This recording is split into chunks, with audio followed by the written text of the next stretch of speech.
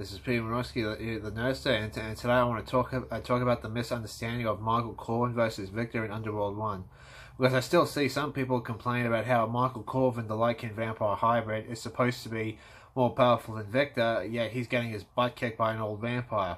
Well, I want to say that you're correct. Michael is stronger than Victor, but being stronger doesn't mean you're going to win a fight. Well, it can in some cases, but in many cases it comes down to skills and experience. And that's what this fight was. It was strength versus skill. If you ever watch Danmachi, the anime, Takumi Kazuchi, the god of war and combat, said it best. If you have the right skills, you can take on and defeat stronger opponents. He proved this in Danmachi season 5 episode 12, where he has the strength of a normal man, but he was able to defeat 21 members of the Freya's members who are superhuman in power, who like level 4s and all that kind of stuff. Level 4s and all that, and they all collapsed from exhaustion. Even when they took his spell, they all collapsed from exhaustion because Takumi Kazuchi was that just much more skilled in combat. And the same thing is applied here. Michael Corvin is stronger than Victor, but Michael was only a hybrid for less than 30 seconds before fighting Victor. I mean, Michael was only trained in the United States Marine Corps for only 1 year before being let go, and that was 10 years before the events of the first Underworld movie. So it makes sense why Michael was able to get Victor off guard for a bit before being beaten by Victor, because Victor was not only a vampire warrior for more than 1,000 years, if you don't count the years where he was hibernating. Yeah, being the second oldest vampire behind Marcus, Victor was a human warlord for decades before he was turned into a vampire. Like he was a vampire. He was a warlord. Well, before he became a vampire, which is why he was chosen by Marcus to help capture William in the first place, because Marcus needed Victor's combat experience and techniques, right? So obviously this surpasses any training Michael has had in the United States Marine Corps. Granted, it's still tough and completely different training, but regardless, Victor has vast knowledge of weak spots on his enemies more than Michael does. And once Victor sees how Michael is just basically fighting on instinct rather than technique, because if you watch the movie, if you watch the movie and see that fight, Michael's just doing this with his claws, clawing him up, and Victor's able to pick up on the pattern of how Michael is fighting him, and that's when Victor took that moment to start turning the tides on Michael, and you see that for the second half of the fight. Where you see when Michael claws him up and Victor falls to the ground, and Michael's about to claw him again. That's when Victor starts punching him and get the better of him, and then he knocks Michael to the ground.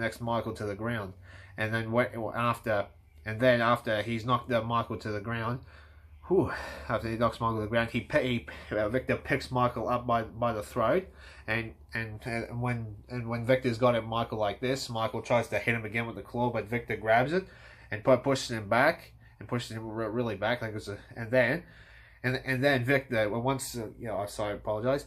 But yeah, Victor grabs him, Michael there, and then when Michael tries to hit him again, Victor grabs his hand, and Victor just pushes him back. And then at the right moment, Victor gives him one of the most insane uppercuts I've ever seen in a movie. And Michael just goes flying, I don't know how far it was, at least more than 10 feet away. Whew. And of course, then Victor's death dealers come in. They start shooting him, and then Celine takes those death dealers out. And then Celine takes those death dealers out because she cares about. She's in love with Michael. She doesn't want Michael to die, even though I won't kill him with those little balls. And then afterwards, Victor is able to put Michael in a chokehold because Michael was acting in pure rage after Victor knocked Celine down. Of course, I just said Michael's vampire woman. And let's be honest, any man would be enraged if you have a Kate Beckinsale as your love interest and gets knocked down. I mean, take a look. Here's a picture of her. Yeah, you take a good look at this woman and tell me you would not get enraged if that's your woman. Tell me you would not get enraged if she was knocked down in front of you, right? I mean, look how gorgeous and hot she is, right? Like, damn. And so Victor, yeah, sorry about that. I have a thing for beautiful women, and so Victor was able to get him into a chokehold, and then Celine got him off guard and sliced his head off with his own sword. Right, you see that scene where Victor's got Michael in the chokehold, and he tells Michael it's time to die, and obviously Celine gets that pissed off look in her eyes because she found out that Victor killed her family and lied to her for 600 years, saying it was the Lycans that did it, when it was Victor who actually killed them. And then she sees Victor about to kill the man she loves. Selene just grabs her sword and she yanks and then slices his head in half. And to be honest, it would have been cool to see a fight between Selene and Victor. But at this point, Selene would have been no match for Victor in a hand-to-hand fight, as we saw in Underworld Evolution. Currently, after she drinks Alexander's blood, and then her and Underworld blood wars, she would be defeated. But at this point in time, Selene would have barely had a chance against him. It would have been cool to see a tag team fight, but I'm glad it would have been cool to see a tag team fight between Selene and Michael versus Victor. That would have been cool. But I'm fine with the way they had it. That puts the whole thing, trying to keep your head cool, in a whole different way, right? And also, whew. Sorry about that. So that's why Michael. I apologize for that. Sometimes I run out of breath real quick when I get excited. So that's why Michael wasn't able to beat Victor on his own. If Michael had some more training and maybe 10 years added to it, then he could pull it off. And if he had the 600 years of experience Selene has, Michael definitely would have finished on his own. But regardless, it's impressive that Michael was able to hurt Victor the way he did at all. I mean, like I said, Victor was a warlord and a vampire elder, and Michael was able to make him fall to the ground, cut him up, and make him bleed, and all that kind of stuff. And to make this more impressive, Ray's a Lycan who's more than 600 years old, and is Lucian's right-hand man. If you watch the movie, he was able to kill vampires one-on-one very easily, as we saw in the beginning of the movie, in the trade where he kills that death dealer, Nathaniel, I think, and he just transforms and just kills him instantly like this. And then just before before Michael was turned into a hybrid, Ray freaking sees Lucian's dead body and he thinks Soren did it, and Ray goes to Soren, they have a standoff, and then after Ray turns into a Lycan, his Lycan form, Ray kills Soren very easily if you watch that scene. Now, of course, this makes sense because Lycans are canonically stronger than vampires in this series.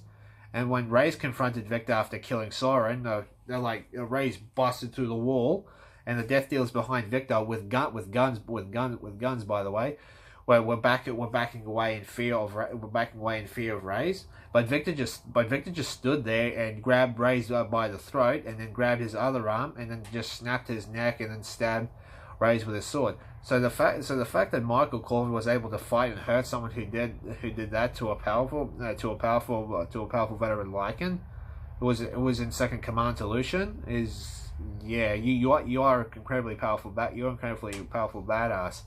I mean, I'm not sure if you can see the picture on here, but right there, I think you can see him. I mean, come on, take a good look at him and tell me this guy is not a badass, right? After hearing that, So to wrap this up, so people need to stop complaining about Michael Corvin getting beaten by Victor, because I look on YouTube and all those clips of the final fight, and they say, oh, well, Michael's supposed to be a hybrid. Why is he getting just butt kicked by Victor? These people clearly have no idea how fights work, and they don't go into it. They just go into, oh, he's the hybrid, he should be able to beat him easily, when there's a lot more to it. There's a lot more to it than just that. So but overall, this fight did show how deadly these characters are in this franchise, and it's definitely one of my favorite fight scenes in movie history, to be honest. And also, and especially this makes Victor more impressive, especially when you watch Underworld Evolution. Victor was able to take on Michael, who later killed William, the first most powerful werewolf, on his own by ripping his head off. Granted, Michael and William weren't at the full power, but still, it's still quite impressive that Victor was able to take on someone like that, right? And so people need to stop complaining about this now. Also, if you want to know why Scott Speedman did not come back as Michael Corvin in the Underworld franchise after the first two films, please check out my video if you watch my videos at all. But please check out that video on my channel. Please like and subscribe. This has been Peter Morosky, so thank you and have a great day.